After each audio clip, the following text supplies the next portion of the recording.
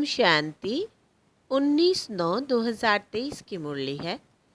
मुख्य रूप से बाबा ने कहा, भोजन बनाते हुए पूरा समय याद में रहकर दिखाओ। यह बाप बच्चों को चैलेंज करते हैं। शिव बाबा की याद में भोजन बनाएंगे तो ताकत भर जाएगी, अवस्था बहुत अच्छी हो जाएगी। फिर कहा, याद के पुरुषार्थ से ही कर्मातीत बनेंगे, इसलिए कभी अपने को मियाँ मिट्ठू नहीं समझना। फिर कहा, एक दो को बाप की याद दिलाने का पुरुषार्थ करना है। बाप, टीचर, सद्गुरु तीनों को साथ साथ याद करना है। सच्चे दिल से बाप की सर्विस में लगना है। कांटों को फूल, मनुष्यों को देवता बनाने की सेवा करनी है। अब सुनते हैं महावाक्यों को विस्तार से। बाबा ने कहा, मीठे बच्चे, याद के पुरुषार्थ से ही कर्मातीत बनेंगे, इसलिए कभी अपने को मियाँ मिट्ठू नहीं समझना। याद के बल से अंदर में जो कमियां हैं उन्हें निकालते रहना। प्रश्न है, सभी बच्चों की अवस्था को मजबूत बनाने के लिए बाप कौन सी चैलेंज करते हैं? उत्तर, बच्चे भोजन बनाते हुए पूरा समय याद में रहकर दिखाओ। यह बाप बच्चों को चैलेंज करते हैं। शिव बाबा की याद में भोजन बनाएंगे तो ताकत भर जाएगी, अवस्था बहुत अच्छी हो जाएगी। परंतु बच्चे भूल जाते हैं। इसके लिए एक दो को याद दिलाने का पुरुषार्थ करो। डबल सर्विस करनी है। कर्मणा के साथ साथ नर से नारायण बनाने की भी सेवा करो। गीत है धीरज धर मनवा। ओम शांति।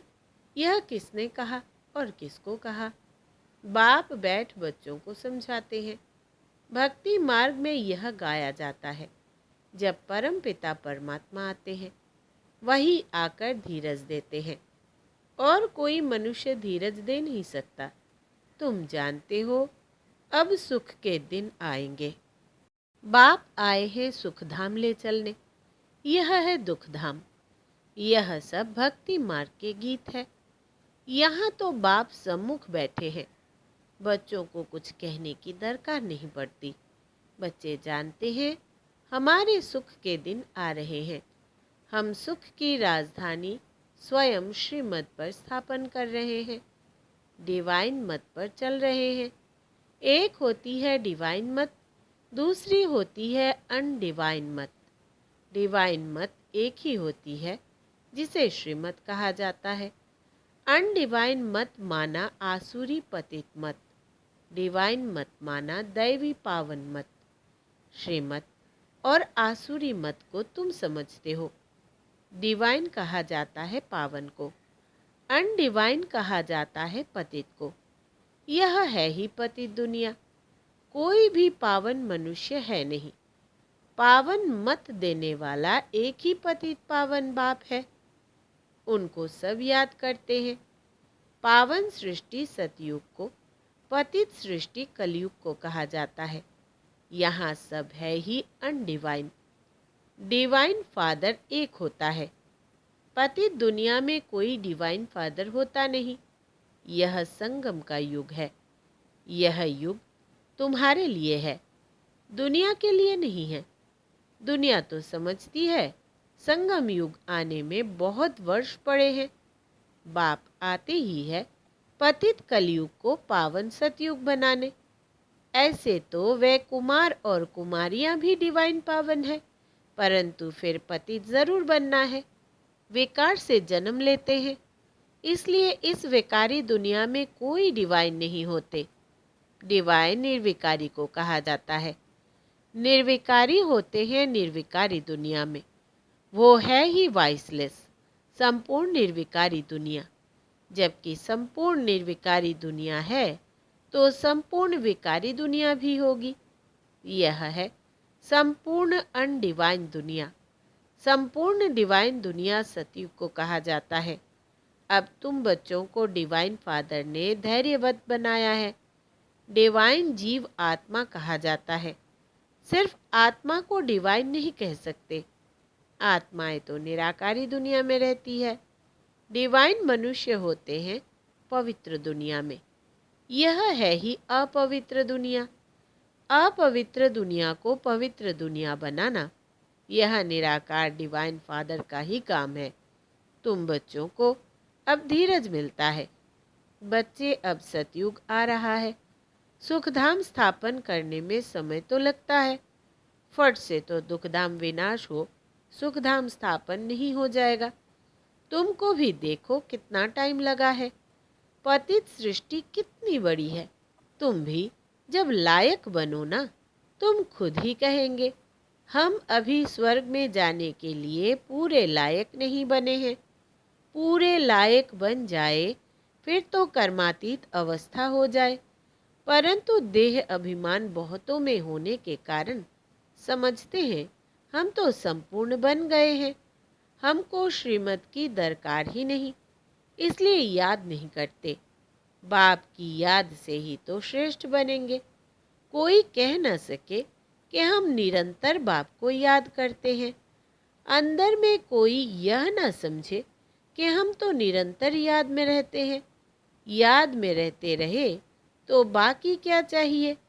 सारा दिन भी कोई याद में रहे तो कर्मातीत अवस्था हो जाए, बड़ा मुश्किल है बाबा की याद में रहना। तुम पुरुषार्थ कर रहे हो सुखधाम में राज्य भाग्य लेने लिए। अपने को देखना है। अगर हमारे में बहुत विकार है, कमियां है, तो हम इतना ऊंच पद पा नहीं सकेंगे। निरंतर याद की दौड़ी लगा नहीं सकेंगे। अपने को मियाँ मिट्ठू नहीं समझना है कि मैं तो संपूर्ण हूँ। संपूर्ण होते ही है शिवालय सतयुग में। सारा भारत शिवालय बन जाता है।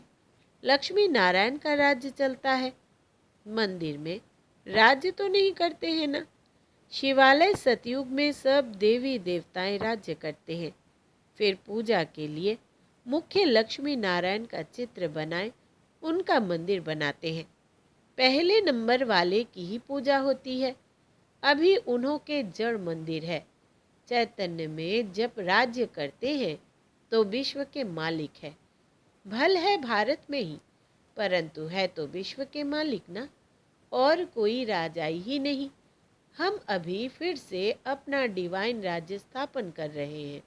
पावन दुनिया में जाने के लिए पहले जरूर पावन बनना पड़े। मेहनत लगती है। जहाँ तक जीना है याद में रहना है, और ज्ञान की वर्षा तो होती ही रहती है। भिन्न भिन्न प्रकार से समझाया जाता है। वास्तव में लक्ष्मी नारायण के सिवाय डिवाइन अथवा पवित्र किसको कह नहीं सकते। बाप स्वर्ग स्थापन करते हैं फिर भी नरक बन ही जाता है। ड्रामा ही सुख और दुख का बना हुआ है। शंकराचार्य आकर अपने धर्म की स्थापना करते हैं, फिर भी डाल डालियां पुरानी तो होंगी ना। सन्यासियों की महिमा है। राम तीर्थ, विवेकानंद आदि गाए जाते हैं क्योंकि शंकराचार्य के पिछाड़ी वाले हैं। नए नए आते हैं तो वो अपना शो करते हैं, परंतु इनको शिवालय तो नहीं कहेंगे। शिव का स्थापन किया हुआ सतयुग एक ही है। मनुष्य इन बातों को बिल्कुल ही नहीं जानते। ऐसे ही सिर्फ सुनने से कोई समझ ना सके। पहले तो 7 रोज आकर एम ऑब्जेक्ट को समझना है, और कोई पढ़ाई के लिए ऐसे नहीं कहा जाता कि पहले 7 रोज समझो। यह एक ही पाठशाला है जहाँ लक्ष्य दिया जाता है। पहले पहले तो फादर को समझो। बाप कहते हैं मैं बच्चों की सेवा करने आया हूँ। जो कल्प पहले वाले हैं वही आएंगे। जब तक निश्चय बुद्धि नहीं बने हैं तब तक बुद्धि में आएगा नहीं। इसलिए बाबा पूछते हैं कहाँ तक निश्चय हुआ है। यह कोई गावड़े का सत्संग नहीं है। और सत्संगों में तो कहेंगे फलाना महात्मा गीता सुनाते हैं, फलाना वेद सुनाते हैं। यहाँ कोई महात्मा आदि नहीं है। यहाँ तो बाप बैठ समझाते हैं। पहले जब तक निश्चय नहीं तब तक क्या समझे। वहाँ सत्संगों आदि में समझेंगे यह तो फलाना वेद सुनाते हैं, राज विद्या पढ़ाते हैं। यहाँ तो वेदों शास्त्रों अथवा राज विद्या की कोई बात नहीं। तुम जानते हो बाबा इन द्वारा पढ़ा रहे हैं। जब तक यह नहीं समझा है तो क्या करेंगे, और ही वायुमंडल को खराब कर देंगे। यहाँ तुम्हारे में भी ऐसे नहीं है कि सब शिव बाबा की याद में सुनते हैं और समझते हैं शिव बाबा ब्रह्मा द्वारा पढ़ाते हैं। शिव बाबा की पढ़ाई है यह कुछ भी समझते नहीं। बड़ा मुश्किल कोई यथार्थ रीति समझते हैं। पढ़ाने वाला शिव बाबा है, यह याद हो और सारा दिन बुद्धि में रहे कि हम स्टूडेंट हैं तो नंबर 1 चले जाए। परंतु तुम्हारे में भी नंबरवार है। बाबा कहते हैं मुझ पढ़ाने वाले को याद करो। मैं ही बाप टीचर गुरु हूँ। तीनों को इकट्ठा याद करना है। लौकिक संबंध में तो बाप अलग, टीचर अलग, गुरु अलग होते हैं। यहाँ एक को ही याद करना है और है बहुत सहज। परंतु माया याद रहने नहीं देती, घड़ी घड़ी बुद्धि योग तोड़ देती है। तुम बच्चे आपस में बैठते होंगे तो शिव बाबा को याद कर मशीन चलाते हैं। शिव बाबा की याद में बाबा के यज्ञ के लिए मक्खन निकाल रहा हूँ, कितनी खुशी की बात है। यज्ञ के लिए भोजन बनाता हूँ, खुशी होती है ना। परंतु फिर घड़ी घड़ी भूल जाते हैं, फिर पुरुषार्थ करना पड़े खुद का। एक दो को याद कराने का पुरुषार्थ कराने वाला चाहिए। फिर भी शिव बाबा को याद कर भोजन बनाएंगे तो ताकत भर जाएगी। तुम्हारी अवस्था बहुत अच्छी हो जाए, परंतु ऐसे होता नहीं है। ब्रह्मा भोजन की तो बहुत महिमा है, परंतु जब आत्मा शिव बाबा की याद में रह बनाए, शक्तियों का ऐसा भंडारा हो, याद में रहे भोजन बनाए, तब तो शक्ति मिले। वो भी शक्तियों की बुद्धि में नहीं आता है, नहीं तो पुरुषार्थ करे। बाबा को तो दिल होती है, अपने हाथ से शिव बाबा को याद करते भोजन बनाओ। प्रैक्टिस करनी है, देखे या ठहर सकती है। बाबा चैलेंज देते हैं, जो भी भंडारे में है कोशिश करो। बाबा जानते हैं कि 1 घंटा भी याद नहीं कर सकते। याद वाले ज्ञानवान हो तो डबल सर्विस में लग जाए। जब तक कांटे को फूल ना बनाए तो कुछ काम के नहीं है। राजाई के लायक वो बनते जो नर को नारायण बनाने की सर्विस करते। जितना तकदीर में है वो अपने पुरुषार्थ से तकदीर को पाते रहते हैं। बाप तो सबको कहते हैं, जितना करेंगे जो करेंगे सो पाएंगे। अपने मोस्ट बिलवेड बाप को याद करना है, याद की ही मेहनत है। बाबा भी बतलाते हैं, मैं बहुत उपाय करता हूँ परंतु हो नहीं सकता, बहुत मेहनत है। मेहनत करते करते अंत में कर्मातीत अवस्था होगी, फिर साक्षात्कार करते रहेंगे, माया नहीं आएगी। यहाँ बैठे बैठे सब दिव्य दृष्टि में देखते रहेंगे। अभी तो टेलीविज़न में देखते हैं, टेलीविज़न कोई दिव्य दृष्टि नहीं है। विनाश का साक्षात्कार, बैकुंठ का साक्षात्कार टेलीविज़न में नहीं देख सकेंगे। जितना जो ज्ञानी और योगी है उनको तो बैकुंठ की राजधानी देखने में आती रहेगी। बगैर टेलीविज़न रखे तुम जर्मनी, लंदन आदि देखते रहेंगे। टेलीविज़न से यह दिव्य चक्षु का साक्षात्कार वंडरफुल है। सच्ची दिल से बाप की सर्विस में लगना है तब मजा है। बुद्धि भी कहती है बाबा अंत में बहुत खातिरी करेंगे, घुमाना फिराना बहलाना यह खातिरी है ना। ऐसा बनने के लिए लायक भी बनना चाहिए ना। लायक बनाने वाले को याद करने से ही लायक बनते जाते हैं। जितना याद करेंगे और स्वदर्शन चक्र फिरता रहेगा तो फायदा है। बीज को याद करने से झाड़ भी याद आएगा। यह बातें सिवाय तुम्हारे कोई भी समझ ना सके।